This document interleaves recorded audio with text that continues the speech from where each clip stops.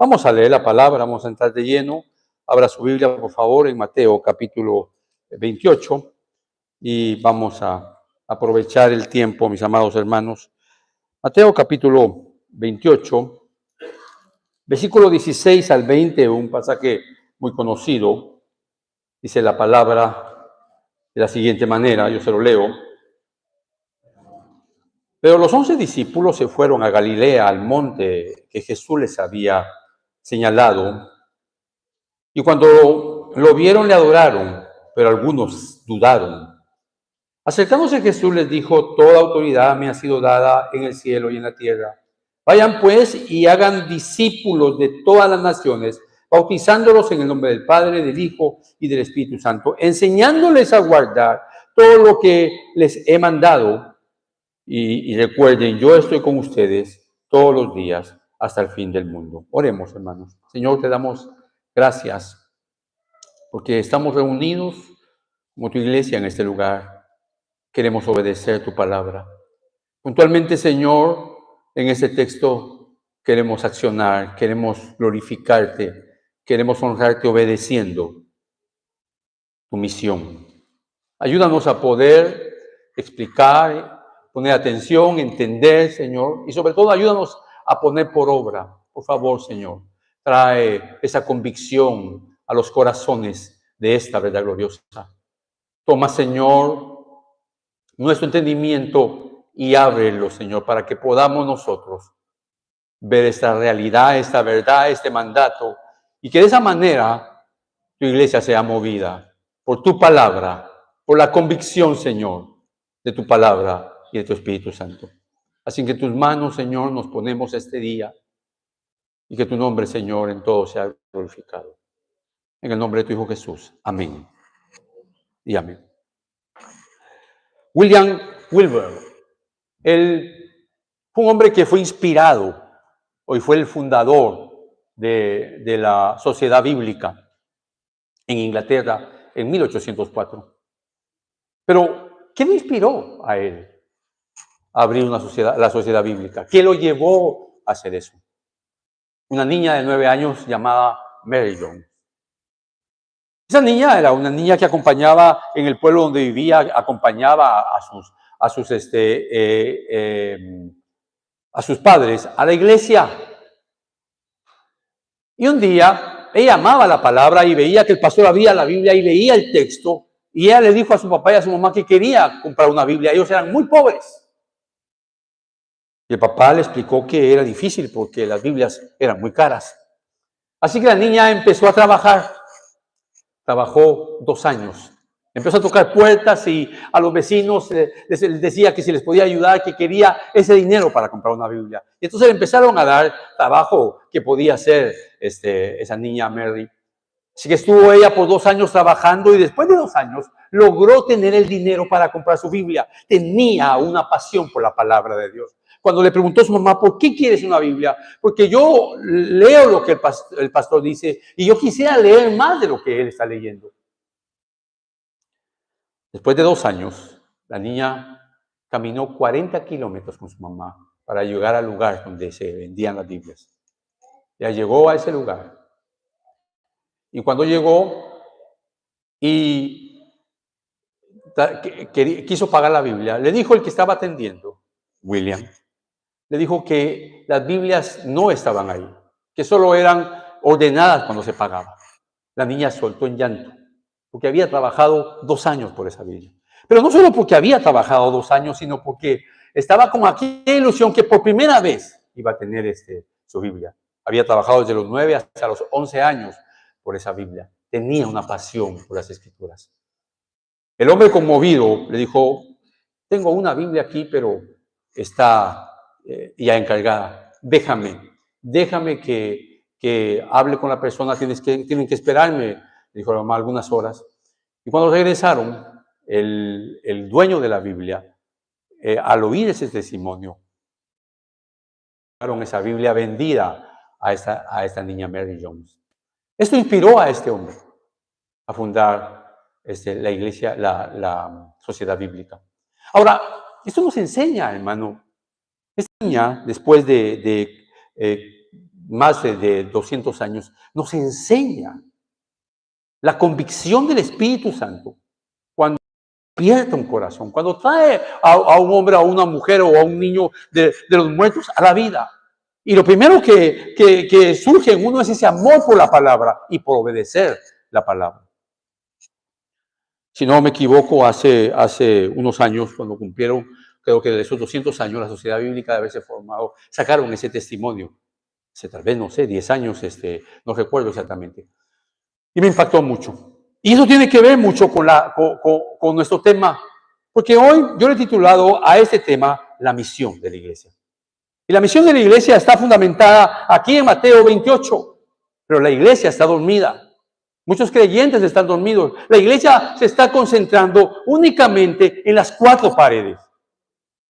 Y se nos ha olvidado, hermano, que claro que debemos estar en la iglesia, que debemos atender a la iglesia, pero también hay una comisión, una misión. La misión de la iglesia está definida en este pasaje. Así que en este texto, hoy vamos a observar 5 acciones que te enseñarán que la misión de Cristo es la misión de la iglesia. La misión de Cristo es la misión de la iglesia. Nuestro primer punto es la actitud. Y está en el versículo 16. Es la actitud a cómo respondieron estos hombres al llamado del Señor Jesucristo. Recuérdese que Jesús ha estado 40 días mostrándose a ellos resucitado. Y el versículo 16 dice, pero los 11 discípulos se fueron a Galilea, al monte donde Jesús les había ordenado. ¿Qué está pasando aquí? Es decir, el Señor Jesús les dio un mandato que fueran a ese monte y que lo esperaran ahí. Ahí estaba Jesús con ellos, pero los 11 discípulos se fueron a Galilea, al monte donde Jesús les había ordenado. Tenían esa actitud de obediencia. Y ese mandato puntualmente es un imperativo, una orden. No hemos llegado a ese texto. Una orden a que nosotros salgamos y compartamos el mensaje del Evangelio. La iglesia no es solamente un lugar dentro de las 4 paredes. La iglesia debe ir más allá. Y la iglesia somos usted y yo. Debemos de tener una pasión, una ambición santa, hermano. Una necesidad de compartir el Evangelio. Ahora, aquí hay muchos aspectos cuando uno lo lee, pero los 11 discípulos se fueron a Galilea, al monte donde donde Jesús, les había ordenado. En la narrativa de Mateo 28, 16 al 20, observamos estos 5 elementos, donde el primero que estamos viendo, esa disposición, esa actitud de obedecer al Señor en las cosas más pequeñas. Por ejemplo, algo que no debe ser difícil para la mayoría de nosotros es orar en todo tiempo. Sin embargo, usted sabe que la oración es una batalla constante. Tú no tienes que hacer lo que la niña Mary Jones hizo para conseguir una Biblia. Se dice fácil, 2 años trabajando. Pero lo que más importa o lo que más nos deja esa lección es que ella tenía una ambición santa. No quería nuevos zapatos, no quería una bicicleta. Ella quería una Biblia. Tú puedes que tengas 10 Biblias. El punto no es cuántas Biblias tienes, el punto es que cuando llegamos a esto nos arrincona. Porque si hay 2 cosas, creo, en la iglesia, son como la Cenicienta, que están abandonadas, es la oración y evangelismo. Pero no podemos dividir el hacer discípulos del evangelismo como se ha hecho en esta época, que unos evangelizan y otros discipulan, pero si el discipulado comienza predicando el evangelio. Luego, me voy a detener en algunos puntos más tiempo. Usted entiende entonces que en el primer versículo vemos una disposición, una actitud de los discípulos a obedecer al Señor Jesucristo, aunque el texto que hemos leído en el versículo 16 dice que Él les había ordenado que fueran a ese monte y ellos obedecieron. Esa era la actitud de ellos. Ellos reconocían que Jesucristo era su Señor. Y cuando vamos al 17 dice, y cuando le vieron, le adoraron, pero algunos, escuché, dudaban. Ahora me quiero quedar en esta parte. Pero cuando lo vieron, le adoraron. Y este es nuestro segundo punto, la adoración. O sea que esta segunda acción que ellos modelan en ese momento es la adoración a quién, a su Señor. Para nosotros la adoración, cuando no recordamos el contexto de lo que estaban viviendo esos hombres, es que para ellos fue una revelación de Dios y una iluminación, porque eran judíos, de que el único que era el Señor era lo que nosotros nos enseñamos en la Biblia como Dios Padre.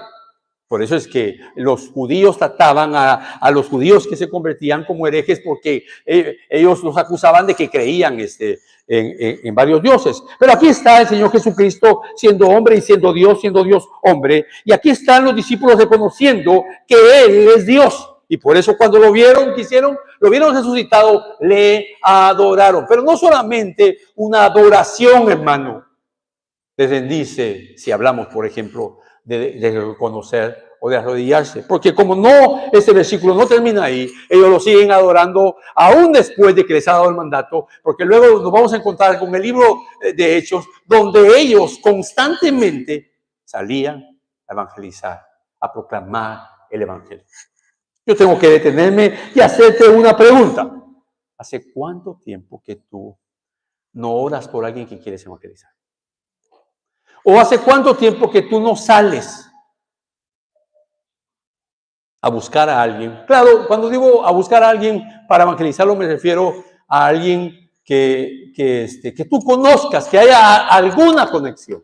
Porque hoy hasta es peligroso ir y tocar una puerta, porque puede volverse un problema. En Estados Unidos hay muchas casas donde tienen rótulos de no podemos tocar las puertas. Y si usted las toca, se puede volver un problema. Pero no hablo de ese evangelismo.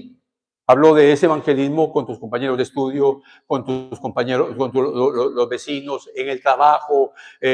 Como aquella mujer, después de un mensaje de Spurgeon, que predicó precisamente sobre la gran comisión, y la mujer tenía 9 hijos.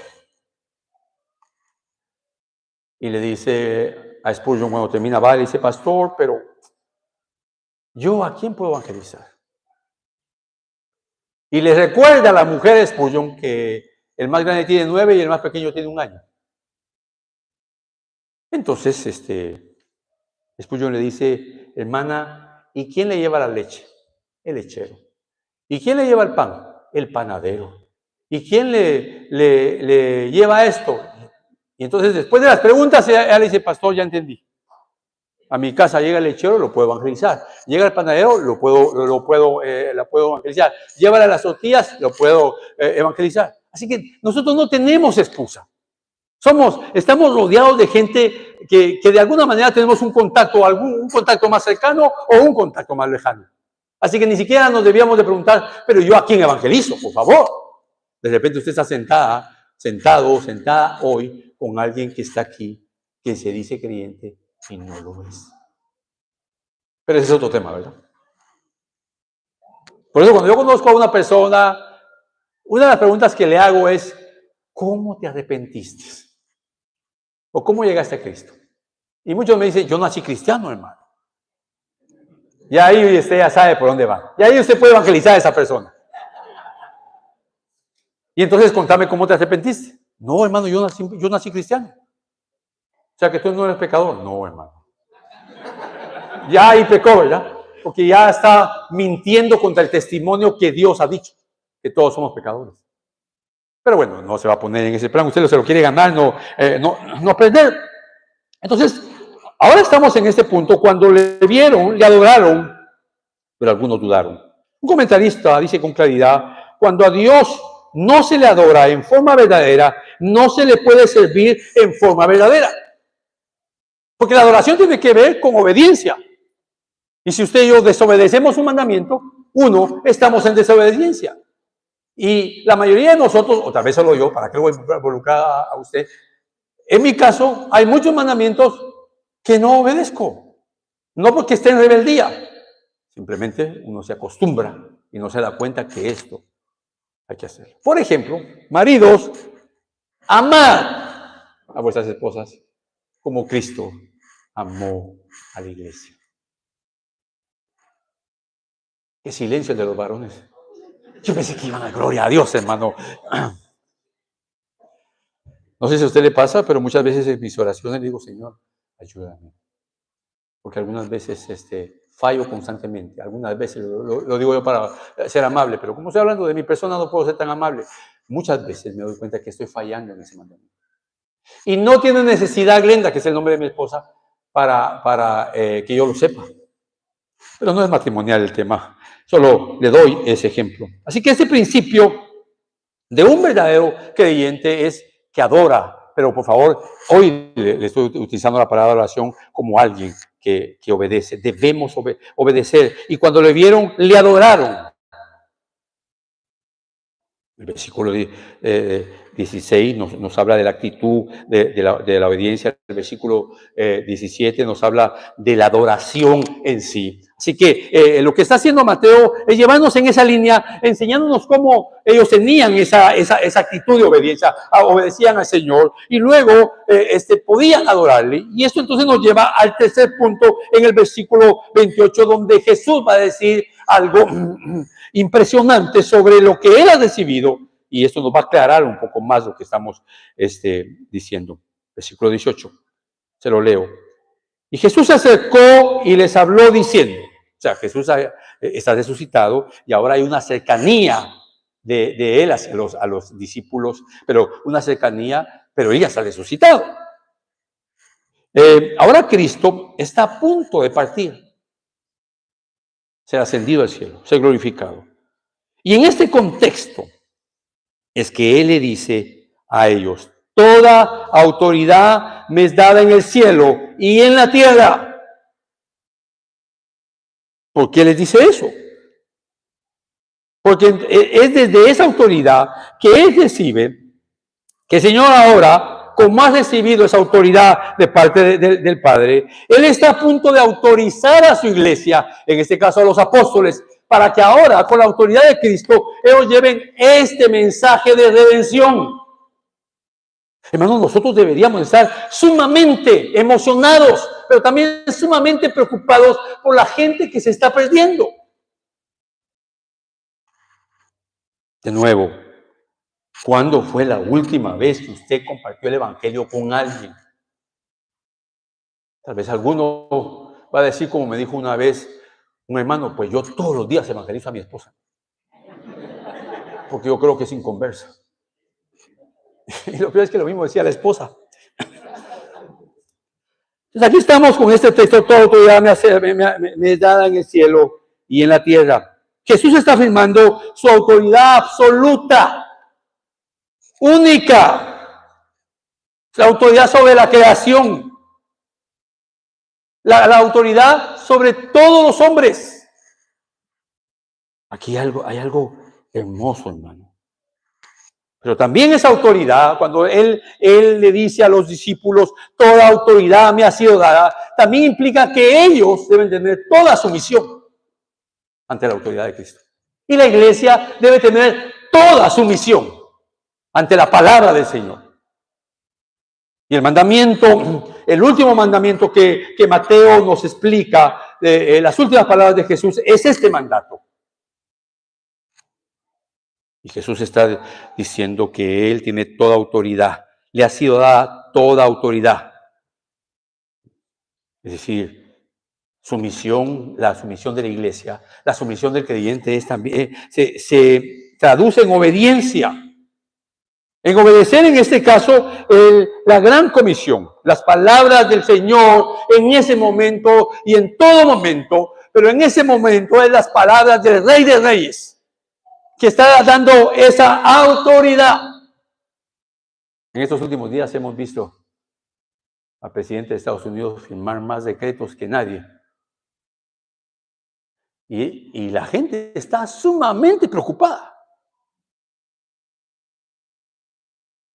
Pues, ¿tiene esa autoridad? Sí, la tiene, pero no tiene autoridad absoluta. Pero aquí estamos hablando del Rey de Reyes, hermano.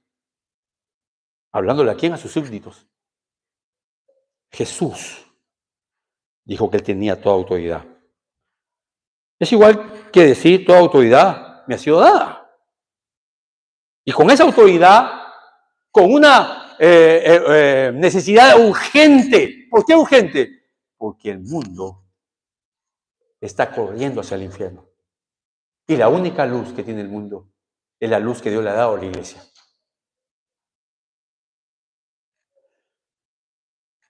Así que es importante entender esto.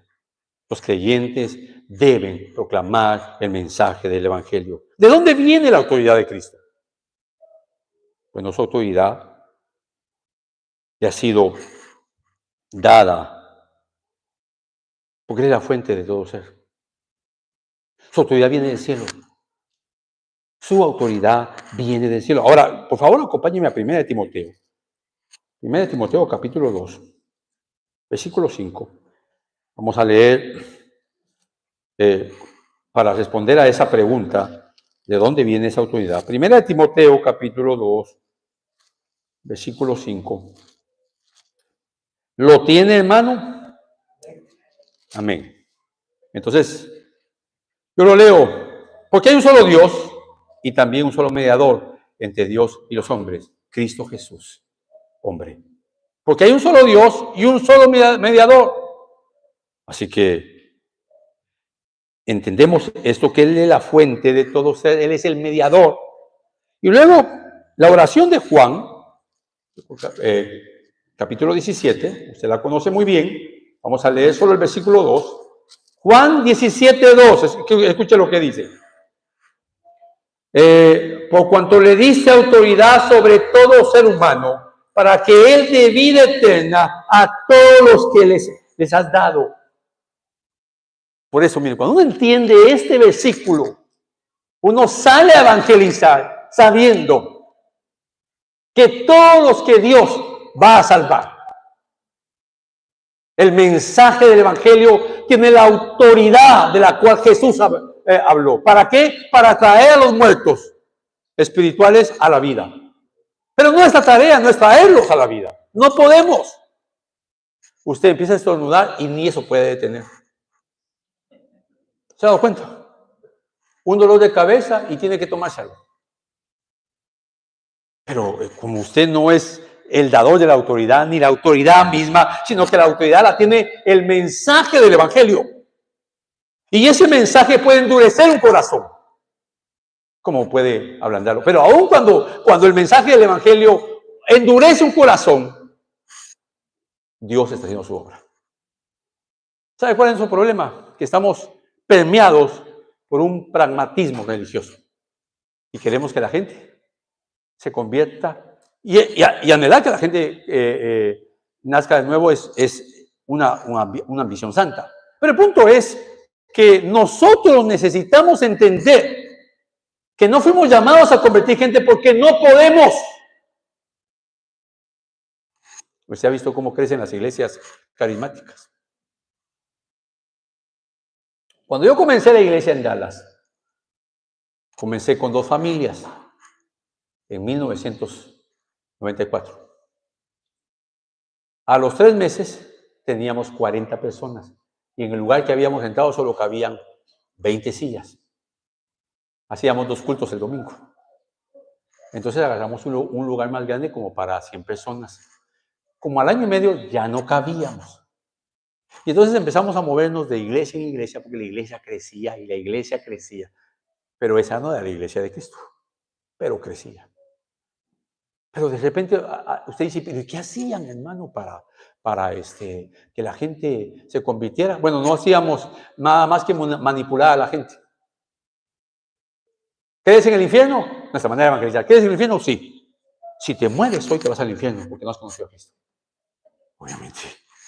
Imagínese. Y usted agarró en el peor momento a esa gente. ¿Qué hago, hermano? Pastor, ¿qué hago? Arrodíllese. Y en este momento, cuando la ofrenda vaya cayendo en el aire, usted va a ser salvo.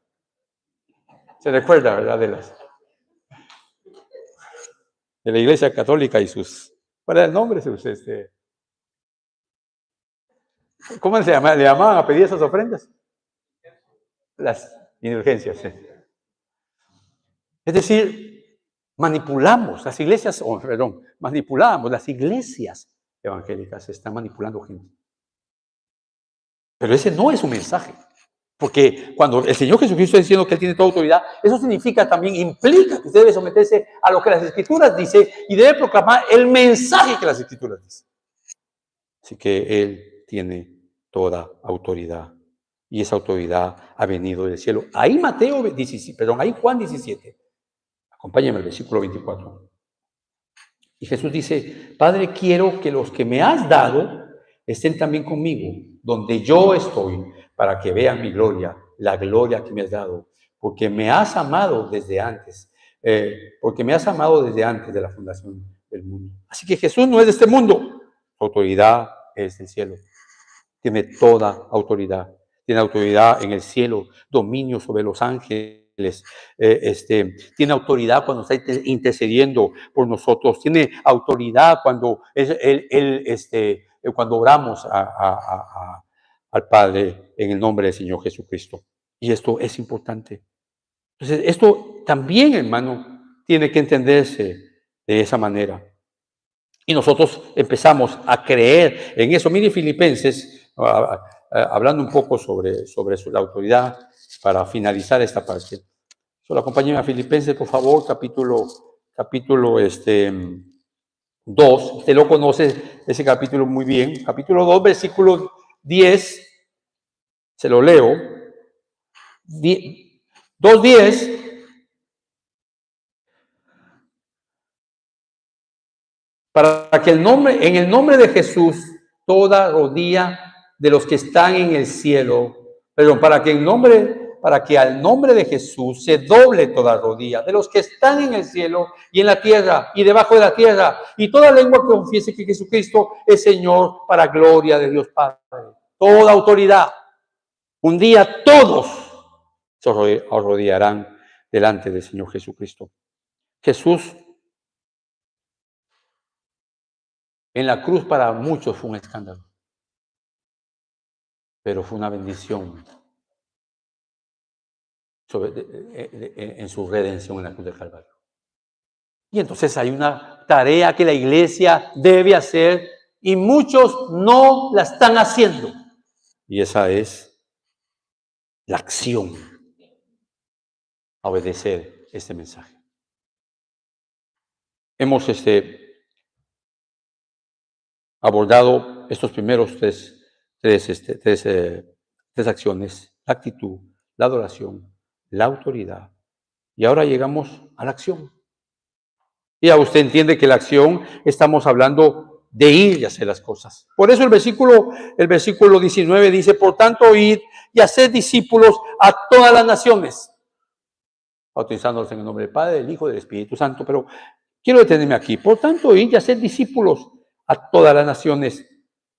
Este hacer es ese verbo principal de estos 5 versículos, donde Jesús está mandando a ellos a hacer ese discípulo. Y luego el otro, por tanto, y también es otro verbo que tiene esa fuerza imperativa, y juntos se hacen ese énfasis de hacer discípulos. Eso significa una orden que todo creyente debe obedecer. Así que el punto no es solamente llegar y presentar el mensaje del Evangelio. ¿Dónde comienza el evangelismo? ¿Dónde? Yo creo, por Juan 17, cuando Jesús está orando por sus discípulos, te pido, Señor, que no te pido que los saques del mundo, sino que los guardes de él. Y luego, más adelante dice, Señor, también te pido por aquellos que han de creer en mí. El punto es que salimos el primer punto es que mucha gente no sale a evangelizar. No levante su mano, por favor, con la pregunta que voy a hacer. Si yo preguntara, aquí, ¿cuánta gente? Si yo preguntara, levante la mano, pero no la levante la mano. ¿Cuánta gente en estos 52 días del año ha evangelizado a alguien? Tal vez nos sorprenderíamos que 1 o 2 levantarían la mano. Pero el punto no es que usted se muestre. El punto es que si usted sabe que Jesucristo es su Señor, usted debe y yo accionar en obediencia y llevar ese mensaje, y que es urgente. Eso es urgente, hermano, porque es el mensaje de vida, porque es la luz del que mora en tinieblas, porque es la liberación para el que está atado al pecado y a este sistema. ¿Y la iglesia qué está haciendo? Hoy hablamos que 10 iglesias hay aquí representadas, o un poco más o un poco menos por ahí. El punto es que ustedes, amados hermanos, han hecho un esfuerzo, ya han manejado en este clima que de repente para ustedes es normal, pero a nosotros nos parece que es la gran tribulación, hermano. Sí, porque estamos temblando, es el crujir de dientes, estamos temblando aquello que... Y uno mira a algunos hermanos aquí que vienen sin suéter. Bueno, ese es otro tema, pero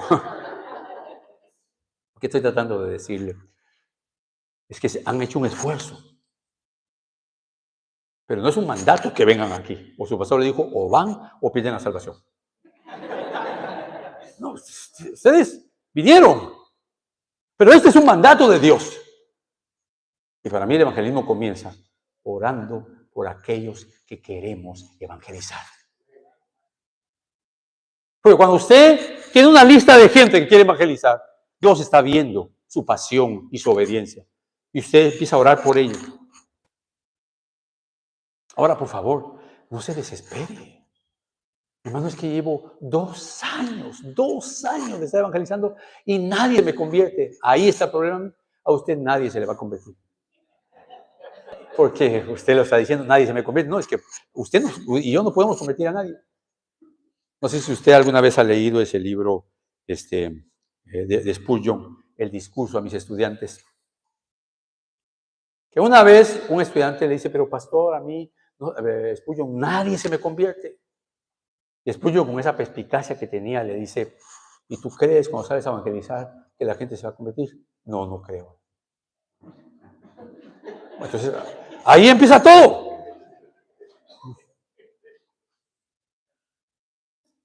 Hace muchos años un hermano, un amigo mío, yo tendría 20 años y mi amigo tendría unos 25, más, tenía como 28, y era médico y me dice, me gusta esta jovencita, ya por 2 años, pero no me atrevo a decirle nada. Vas a llegar a los 60, le dije, vas a estar igual. Y lo animé. Bueno, él era cristiano, hoy es pastor y fue y empezó esa relación. Así que el que estaba deteniendo su futuro matrimonio, porque se casó con ella, era él, por sus temores, exactamente. Hermano, su convicción por el Evangelio superará todos los temores. Pero si usted no tiene convicción por el Evangelio, sus temores lo van a paralizar. Mire, doy ejemplo para tratar de explicar esto. Ahí está la hermana que de repente nunca hace ejercicio y tiene, no sale a caminar y tiene una hija de 6 años. Y en eso, la niña está jugando en un parque y ella mira que viene un pitbull. Yo le aseguro que esa madre no va a salir corriendo. Va a salir a agarrar a su hija. Y cuando la agarre y el pitbull las empieza a seguir a las dos, va a correr y correr y correr. Entonces tal vez usted va a decir, pero primero la va a alcanzar el pitbull. Bueno, usted sabe que la adrenalina nos hace hacer cosas que sin ella no podemos hacerla. Pero no, el punto no es si va a alcanzar o no, el punto es lo que puede hacer una persona cuando tiene una convicción sobre aquella gente que ama. Si usted ama a Dios, usted y yo tenemos que tener esta convicción de ir y hacer discípulos a todas las naciones. No está hablando de que tiene que comprar su pasaje para Australia o su pasaje para... porque la gente quiere comenzar en otro lugar, ¿verdad? Quiere irse, tiene disfrazado su comisión en un paseo. Pero usted necesita entender que su vecindario, su ciudad, necesita que le prediquen la sana doctrina. Porque hoy se habla muy poco del evangelio bíblico. Hasta para evangelizar se ha perdido eso. Entonces el discípulo debe vivir obedeciendo este mandato. Ir y hacer discípulos. Luego el texto dice, bautizado del Padre, del Hijo y del Espíritu Santo. El texto nos está diciendo cómo. y de hacer discípulos a todas las naciones, bautizándolos en el nombre del Padre. Hay una confesión de fe del Padre, del Hijo y del Espíritu Santo, y enseñándoles todas las cosas que yo os he enseñado. Es que es una tarea continua, un imperativo presente, activo, continua la tarea. Pero no solamente de predicar el Evangelio, porque cuando usted empieza a acercarse a la gente, usted sabe que esta obra la hace Dios. ¿Está de acuerdo conmigo? La obra de traer a una persona a la vida, ¿la hace quién? Dios. Y usted tiene que tener paciencia. No puede empujar a alguien. Claro, alguna vez escuché y me bendijo mucho a John MacArthur hablando sobre evangelizar. Y él decía, muchos presentan el mensaje, muchos hermanos en iglesias bíblicas presentan el mensaje del Evangelio, pero nunca desafían al oyente. Es decir, si usted va a predicar el Evangelio, si usted va a evangelizar a alguien, tiene que hablarle del arrepentimiento, de la fe que también viene de parte de Dios. Y luego invitarlo y decirle, ¿crees esto? El propósito de la iglesia con el evangelismo es hacer discípulos.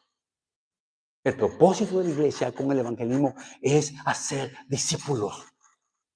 El propósito de la iglesia no es llenar la iglesia, porque Dios da el crecimiento. Y cuando usted evangeliza con las escrituras, ¿qué está desatando? La autoridad del texto de lo que Jesús dijo. Toda autoridad me ha sido dada. Esta orden para ellos fue una obediencia. Matthew Henry dice, deberían de ir para llevar el evangelio a las puertas de todos. Mire la mentalidad de Matthew Henry, de ese puritano. Deberían de ir a las puertas para llevar el evangelio a las puertas de todo el vecindario. Hay maneras, hermano. Tal vez en ese movimiento, en ese momento, en esa época era diferente, como lo fue en mi tiempo y en el tiempo de muchos de los que están aquí, cuando podíamos tocar las puertas y no había problema. Cuando uno se sentaba, cuando uno en un parque iba y evangelizaba a alguien, en los parques, no sé si es así en todos los países, pero por lo menos conozco varios parques en Centroamérica y México, que uno va a los parques o iba a los parques y había gente ahí sin hacer nada. Entonces uno se podía sentar y evangelizar. Hoy ha cambiado esa estrategia. Pero aquí no estamos hablando de estrategia, estamos hablando de compartir el evangelio. Así que ese es el punto central de la misión de la iglesia. La misión de Dios es la misión de Cristo es la misión de la iglesia, de proclamar el evangelio. No piense que está tan lejos esto, porque en la misma iglesia puede haber gente que ahí está y que necesita que se le predique el evangelio. Así que el énfasis bíblico sobre la gran comisión se ve con claridad en el Nuevo Testamento. ¿Dónde? En Hechos. Lea Hechos. Déjese llenar de las Escrituras por ese movimiento de obedecer la gran comisión y vea cómo esos hombres iban y compartían el evangelio. Felipe en Samaria. Y esto nos lleva a nuestro último punto. La afirmación, enseñándoles que guarden todas las cosas que os he mandado. O sea, lo que enseñamos no son nuestras palabras. Lo que enseñamos no es una filosofía aprendida. Lo que enseñamos, hermano, es la palabra de Dios que nos santifica día a día. La palabra que nos llena de gozo. La palabra que nos da la fuerza para hacer las cosas que hacemos. Sabes que la enseñanza de la palabra o la lectura de la palabra alimenta ese amor por compartir ese evangelio. ¿Has entendido tú, por ejemplo? Traigo eso a colación, porque estamos hablando de enseñanza bíblica. Y cuando hablamos de evangelismo, estamos hablando del arrepentimiento. ¿Cómo defines el arrepentimiento? Ahorita tienes enfrente de ti una persona y le dices, y le lees un texto en la Biblia y le dices, debes arrepentirte. Y habréis hecho si les dices, porque es la voluntad de Dios que todo hombre se arrepienta en todo lugar. Y esa persona se te queda viendo y te dice, ¿y qué es el arrepentimiento? ¿Qué le dices? No, pues el arrepentimiento, tú tienes que emocionarte, hermano, y ponerte a llorar y ya estás arrepentido. ¿Eso es el arrepentimiento? No, el arrepentimiento es levantar la mano, caminar al altar y decirle, pastor, aquí estoy, por favor, soy un pecador. Arrepentimiento, hermano. Se empieza a definir con lo que le está pasando al pródigo, que se dio cuenta de que era pecador. Se da cuenta de que es pecador y reconoce su pecado. El arrepentimiento te lleva a confesar tus pecados. Lo hizo el hijo pródigo. El arrepentimiento produce un dolor vergonzoso, como la parábola del publicano cuando se está somatando el pecho, porque siente dolor. Sé propicio a mí que soy pecador.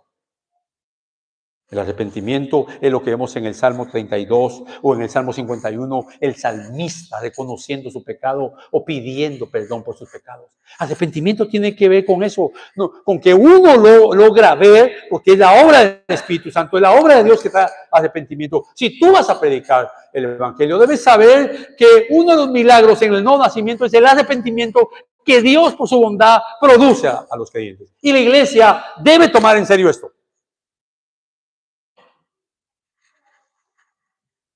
Invertimos tanto dinero, y no que esté mal, pero cuando lo comparamos con lo otro, tanto dinero en equipo, en sillas, en templos que se ven hermosos, y nos olvidamos de la gran comisión. La misión de la iglesia, de Cristo, es la misión de la iglesia. Hermano, por eso sostenemos al pastor para que él evangelice. No has entendido. Todos debemos evangelizar. Es individual. Cada uno de nosotros somos columnas que debemos de llevar este mensaje. Y entonces este punto de la afirmación tiene que ver con la promesa del Señor Jesucristo, enseñándoles que guarden todas las cosas que os he mandado. Yo estoy con vosotros todos los días. Esa es una afirmación. Yo estaré con vosotros. ¿Con quiénes? Con aquellos que Él ha redimido. Pero esta promesa está dentro de ese contexto. Es enfático. La presencia personal de Jesús está siempre con el creyente. Vino para quedarse. Somos templo del Espíritu Santo. Somos su cuerpo. Pero debemos obedecer ese mensaje del Evangelio. Después la gente se lamenta y luego dice, yo estoy con vosotros todos los días hasta el fin del mundo. Amén. Soy testigo, hermano, de algo muy doloroso. Estoy concluyendo. Una hermana, una pareja en la iglesia, vi a su niño, de hecho yo los casé a ellos, y vi cómo nació su hijo varón. Creció en la iglesia, y entre ellos habían muchos problemas como pareja. Se gritaban, etc. Y cuando el niño se convirtió en adolescente a los 15, 16 años, se retiró de la iglesia. Un día me llama el papá, no puede hablar, está gritando, llorando. Está gritando por un dolor que siente. Y me dice, al fin, digo, hermano, cálmese, cuénteme qué le pasa. Hermano Víctor me dice, vi en las noticias, en Univisión, que mataron a un joven de un balazo. Era mi hijo. Y luego me cuentan cuando ha pasado todo ese dolor, platicamos de vez en cuando, y me dicen, nosotros no le dimos un buen testimonio. Nosotros no le hablamos del Señor Jesucristo, solo lo que Él oía aquí. Cuando uno ve ese dolor, hermano, deberíamos de ser más sensibles. Y esa no es la historia de una familia. porque le damos tanta importancia a la muerte física, pero no a la muerte espiritual. Y la iglesia, la comisión, la misión de Cristo, es la misión de la iglesia. Spurgeon dijo, el creyente es llamado a leer la Biblia, porque los inconversos no leen la Biblia, pero los inconversos leen a los creyentes. Debemos dar testimonio. Este testimonio hablado y también vivido. Nos vamos a equivocar, por supuesto, pero el punto es que tú puedas despertar a esto y juntos podamos despertar y obedecer la palabra del Señor. La presencia del Señor nos acompañará. La extensión de la gran comisión, de la misión de Cristo, es llevar el Evangelio y hacer discípulos. Por lo dicho, con anterioridad, yo concluyo con esto. La extensión de la gran comisión es obedecer, porque eso hará que la iglesia extienda el mensaje del Evangelio. Segundo, el creyente debe hacer discípulos de aquellos que se arrepienten después de que Dios usa su vida, tu vida, para predicar el Evangelio. Tercero, el nuevo el convertido debe de ser discipulado y llevado en esos pasos que la Biblia enseña. Y finalmente, el hacedor de discípulos debe enseñar bíblicamente al nuevo discípulo. Todo está alrededor de las Escrituras, porque toda autoridad le fue dado al Señor Jesucristo. La niña Mary Young fue una inspiración, hermano, cuando quiso comprar esa Biblia. Hay detalles que no le conté, uno más le cuento. Ella, algunas veces cuando tocaba la puerta, cuenta de una señora que ella tocó la puerta, la señora lo cuenta y cuando le dijo, ¿tiene algo que le pueda ayudar? No, le dijo, se puso a llorar. ¿Qué te pasa? Le dice. Entonces le contó. Esa niña no estaba manipulando, tenía 9 años cuando comenzó. Solo tenía una ambición santa, tener una Biblia. Y nosotros no somos niños, hermano. Deberíamos tener una ambición santa y sobre nuestros hombros la necesidad de compartir el mensaje del Evangelio. Señor, por favor, perdónanos por darle más importancia a otras cosas que a esta verdad. Señor, que no caigamos en ser pastores y líderes imbuidos en los libros, imbuidos en la administración, imbuidos en una sociedad, en la iglesia sana, pero que nos gusta más eso que obedecer tu palabra. Despiértanos, Señor. Despiértanos como lo hiciste con Nehemías, con Esdras, en esta área particular. Las iglesias que están aquí, que se vayan con esa necesidad, si así es tu voluntad, Señor, si así es tu deseo, Señor, perdón. Y que podamos juntos, donde estemos, proclamar el Evangelio. Gracias por tu palabra. Y de nuevo, perdónanos, Señor, por desobedecerte muchas veces al hacer esta obra o no hacerla. Te lo pedimos, te lo suplicamos en el nombre de tu Hijo Jesús. Amén y amén, hermano.